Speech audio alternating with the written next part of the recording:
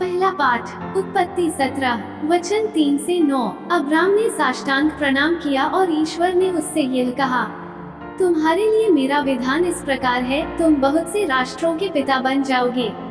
अब से तुम्हारा नाम अब्राम नहीं बल्कि इब्राहिम होगा, क्योंकि मैं तुम्हें बहुत से राष्ट्रों का पिता बनाऊंगा। तुम्हारे असंख्य वंशज होंगे। मैं तुम लोगों को राष्ट्रों के रूप में फलने फूलने दूंगा। तुम्हारे वंशजों में राजा उत्पन्न होंगे। मैं तुम्हारे लिए और तुम्हारे बाद तुम्हारे वंशजों के लिए पीढ़ी पर पीढ़ी अपना चिरस्थायी विधान निर्धारित करूंगा। मैं तुम्हारा और तुम्हारे बाद तुम्हारे वंशजों का ईश्वर होऊंगा। मैं तुम्हें और तुम्हारे वंशजों को वह भूमि प्रदान करूंगा जिसमें तुम निवास करते हो, अर्थात कनान का समस्त देश। उस पर सदा के लिए तुम लोगों का अधिकार होगा और मैं तुम्हारे वंशजों का ईश्वर होऊंगा। प्रभु ने इब्राहिम से ये भी कहा, तुमको और तुम्हारे बाद तुम्हारे वंशजों को पीढ़ी दर पीढ़ी मेरे विधान का पालन करना चाहिए। सुसमाचार संत यूहन्ना 8 वचन 51 से 59। यहूदियों ने कहा, अब हमें पक्का विश्वास हो गया है कि तुमको अपदूत लगा है।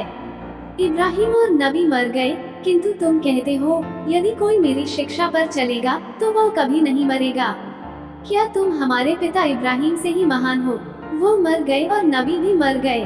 तुम अपने को समझते क्या हो? ईसा ने उत्तर दिया, यदि मैं अपने को महिमा देता तो उस महिमा का कोई महत्व नहीं होता। मेरा पिता मुझे महिमान्वित करता है। उसे तुम लोग अपना ईश्वर कहते हो, यद्यपि तुम उसे नहीं जानते। मैं उसे जानता हूँ। यदि मैं कहता कि उसे नहीं जानता तो मैं तुम्हारी तरह झूठा बन जाता, किंतु मैं उसे जानता हूँ और उसकी शिक्षा पर चलता हूँ। तुम्हारे पिता इब्राहिम ये जानकर उल्लसित हुए कि वह मेरा आगमन देखेंगे और वह उसे देखकर आनंद विभोर हुए।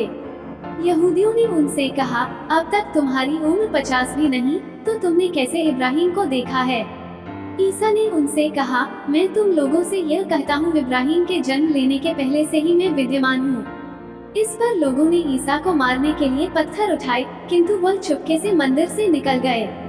मनन चिंतन। जब ईश्वर हमसे प्रतिज्ञाएं करता है तो वह हमें अपने वचन देता है। ईश्वर जानता है कि वह क्या प्रतिज्ञाएं कर रहे हैं। ईश्वर के लिए कोई भी प्रतिज्ञा बहुत बड़ी या असंभव नहीं है। ये केवल समय की बात है और सभी प्रतिज्ञाएं पूरी हो जाएंगी।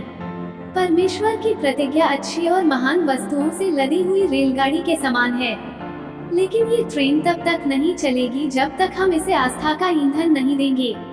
विश्वास वही ईंधन है जो ट्रेनों को गति में ले जाता है।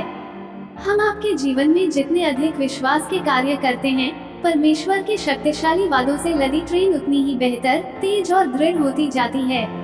परमेश्वर ने इब्राहिम से कुछ ऐसा वादा किया था जो मानवीय समझ की दृष्टि से ज्यादा वास्तविक नहीं लगते, लेकिन इब्राहिम ने आशा की और विश्वास किया, भले ही उसके विश्वास करने का कोई कारण नहीं था। इब्राहिम अपने विश्वास में दृढ़ रहा। हालांकि इसमें काफी समय लगता था और कभी कभी यह धीरे धीरे पूरा होता प्रतीत होता था, किंतु समय के साथ साथ सब प्रतिज्ञाएं पूरी हो गई। हमारे जीवन में भी ईश्वर ऐसे वादे करते हैं जिन्हें हासिल करना असंभव लगता है, लेकिन अगर हम इब्राहिम की तरह ईश्वर की वफादारी में विश्वास करते हैं और विश्वास की ऊर्जा प्रदान करते हैं तो हमें भी ईश्वर की प्रचुर भलाई प्राप्त होगी। हमेशा याद रखें कि जिसने हमें बुलाया है वो विश्वास योग्य है और वह इसे पूरा करेगा।